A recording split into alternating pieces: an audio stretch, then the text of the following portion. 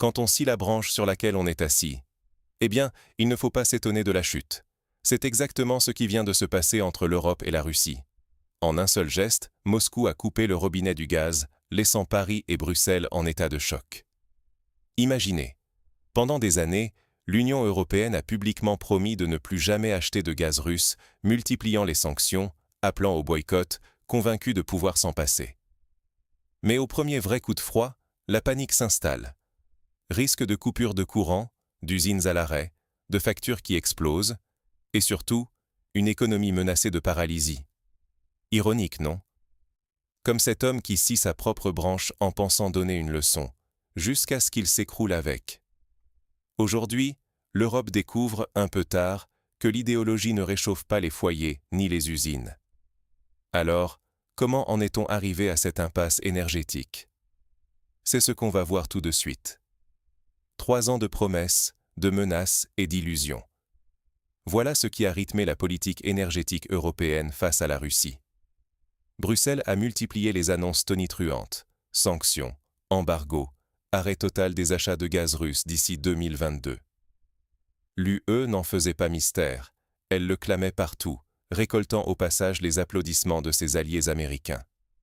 Le plan était simple, couper les ponts avec Moscou, trouver d'autres sources d'énergie et tourner la page du gaz bon marché venu de l'Est. Mais la réalité est plus complexe. L'Europe a voulu se convaincre qu'elle pouvait se passer du gaz russe, en vantant des alternatives vertes ou en multipliant les accords incertains avec d'autres fournisseurs. Elle a boycotté la Russie, imposé des sanctions, gelé des avoirs, en espérant que Moscou plierait sous la pression. Sauf que la Russie, elle, n'a pas attendu. Vladimir Poutine a inversé la logique. Puisque l'Europe ne veut plus du gaz russe, pourquoi continuer à vendre à ceux qui le rejettent? D'autant plus que la Chine, l'Inde ou l'Asie du Sud-Est sont prêtes à acheter, et même à payer plus cher. Pour Moscou, ce n'est plus une question idéologique, mais purement économique. Pourquoi livrer des pays qui vous traitent en ennemis, alors que d'autres tentent la main? Résultat, l'Europe se retrouve piégée par ses propres choix. Le gaz grimpe à 700 $ les 1000 mètres cubes, contre seulement 200 ou 250 il y a 2 ans. Les industries ferment ou délocalisent, notamment en Allemagne et en France. Le pouvoir d'achat s'effondre, la colère monte. Pourtant, Bruxelles s'entête et accuse la guerre énergétique de Poutine, comme si l'UE n'était pas l'artisan principal de cette crise. La crédibilité politique de l'Europe vacille. Les alternatives s'avèrent plus chères, moins stables. Pendant que la Hongrie, elle, continue de négocier directement avec Moscou et profite d'une énergie à prix raisonnable. Alors, que reste-t-il quand la rhétorique se heurte au mur du réel? Mais que se passe-t-il lorsque la réalité économique rattrape les slogans politiques? La sanction, c'est l'Europe qui l'a subie.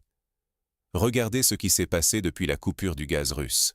Le prix du gaz a littéralement explosé, passant de 200 à 250 $ à plus de 700 $ pour 1000 mètres cubes. C'est du jamais vu. Résultat, les factures d'énergie s'envolent, mettant les familles, les petites entreprises, les agriculteurs dans une situation intenable. Partout en Europe, les tensions sociales montent. En France, les agriculteurs bloquent les routes pour protester contre les coûts qui les étranglent. En Italie, les petits commerçants se plaignent de ne plus pouvoir payer l'électricité. Et pendant que les citoyens serrent la ceinture, les grandes industries européennes, surtout en Allemagne, font leurs valises pour s'installer aux États-Unis ou en Chine, là où l'énergie est encore abordable. Résultat, des usines ferment, des milliers d'emplois sont sacrifiés, des régions entières se retrouvent au bord du gouffre. Ce qui est frappant, c'est que certains leaders, comme Florian Philippot en France ou Viktor Orban en Hongrie, osent dire publiquement que ce chaos est la conséquence directe des sanctions européennes, pas des décisions russes. Orban va même jusqu'à qualifier les sanctions de « suicide économique pour l'Europe ». Et ce n'est pas une opinion isolée. 70% des Hongrois le soutiennent, tout simplement parce qu'ils voient la différence sur leur facture de gaz, sur l'activité de leur industrie, sur leur quotidien. La Hongrie, qui a maintenu ses contrats avec la Russie, bénéficie de prix raisonnables et d'une économie stable, pendant que le reste du continent s'enlise. Mais du côté de Bruxelles, c'est la fuite en avant. On continue d'accuser la Russie, on refuse d'admettre nos erreurs, on préfère raconter que l'agresseur, c'est Moscou. Pourtant, la réalité saute aux yeux. Non seulement la stratégie de sanctions n'étrangle pas la Russie, mais elle détruit l'économie européenne.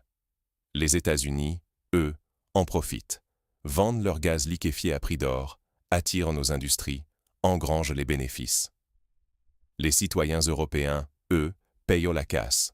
Emplois menacés, pouvoir d'achat en chute libre, colère qui monte et confiance dans les institutions qui s'effritent. La vraie question maintenant, l'Europe peut-elle encore changer de cap ou bien s'enfonce-t-elle irréversiblement dans la crise? Le train russe pour l'Asie est déjà parti. Tandis que Bruxelles se débat dans ses contradictions, Moscou a pris une décision sans retour. Cap à l'Est. Regardons les scénarios qui s'offrent à l'Europe. Premier scénario. L'UE s'entête, continue sa politique de sanctions et tente de survivre sans le gaz russe. Résultat, les usines ferment ou délocalisent, les factures d'énergie explosent, l'industrie européenne s'étiole. On parle ici de perte d'emplois massive, d'un affaiblissement durable, d'une perte de compétitivité face à des pays où l'énergie reste abordable. Les citoyens perdent la note au quotidien et la promesse de prospérité européenne ressemble de plus en plus à un mirage. Deuxième scénario, certains États membres, lassés de voir leur économie sombrer, décident de négocier en solo avec la Russie. On commence à voir des fissures, la Hongrie, la Slovaquie, l'Italie. Chacun cherche à sauver son industrie, quitte à briser l'unité européenne.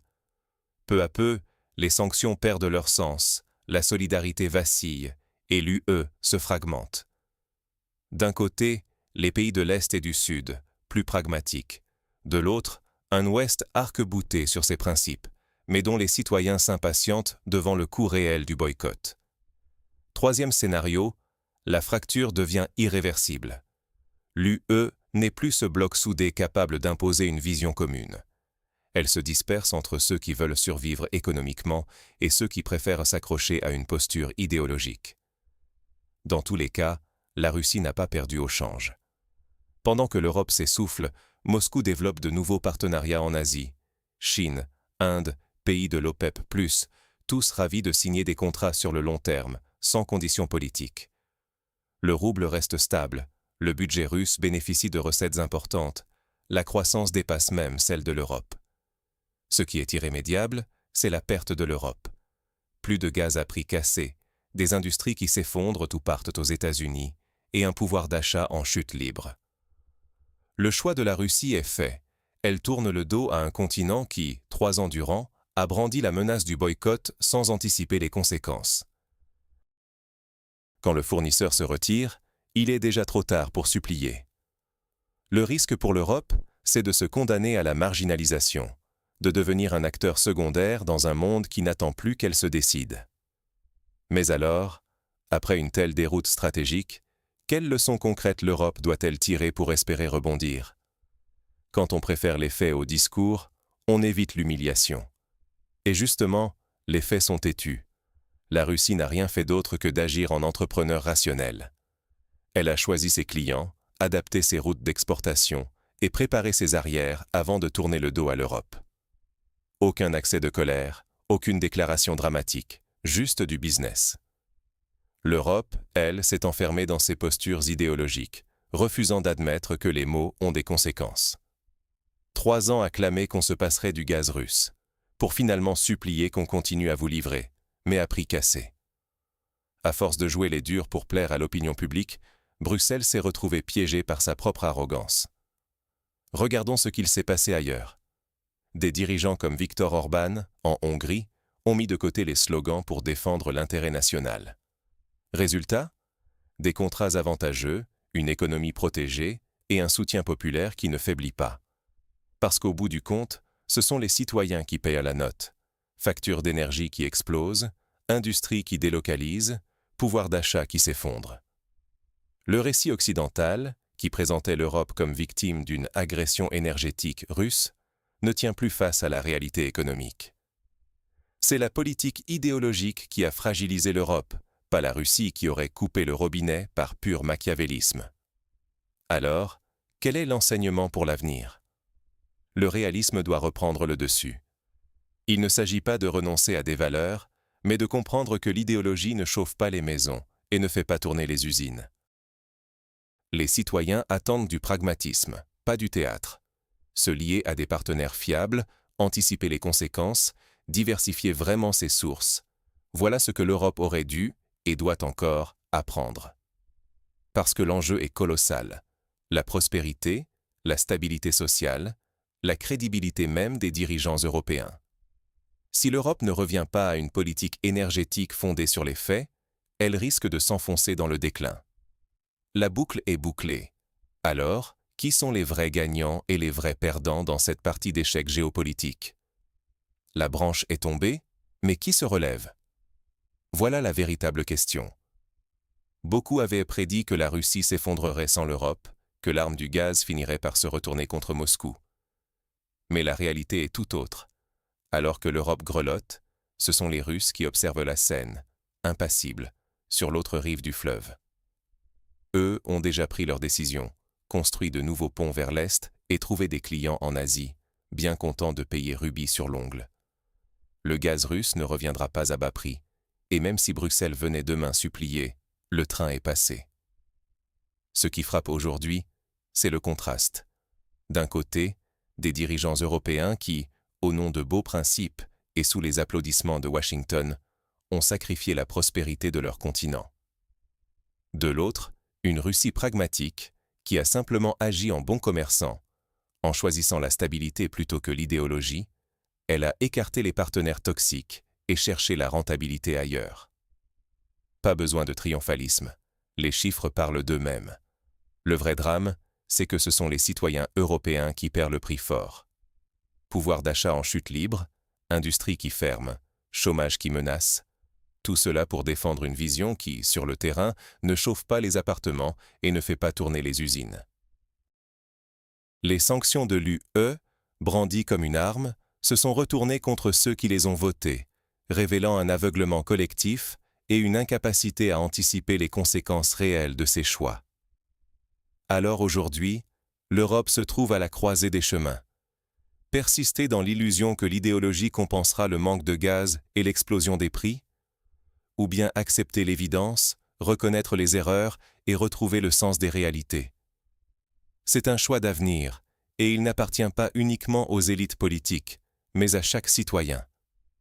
Accepterons-nous de sacrifier notre confort et notre prospérité sur l'autel de grands discours? Ou choisirons-nous de regarder la vérité en face et d'exiger une politique à la hauteur des enjeux? La morale de cette histoire n'est pas de désigner un coupable absolu, mais de s'interroger. Combien de temps les dirigeants européens continueront-ils à offrir le bien-être de leur peuple en sacrifice à des idéaux abstraits? L'histoire retiendra-t-elle Ursula von der Leyen et ses alliés comme les architectes du renouveau, ou comme ceux qui ont précipité l'industrie européenne dans le précipice, au nom d'une solidarité qui n'a jamais réchauffé personne? Alors, dites-moi ce que vous en pensez en commentaire. La branche a cédé. Mais qui aura la force et le courage de se relever? Parce que cette histoire, loin d'être finie, ne fait que commencer.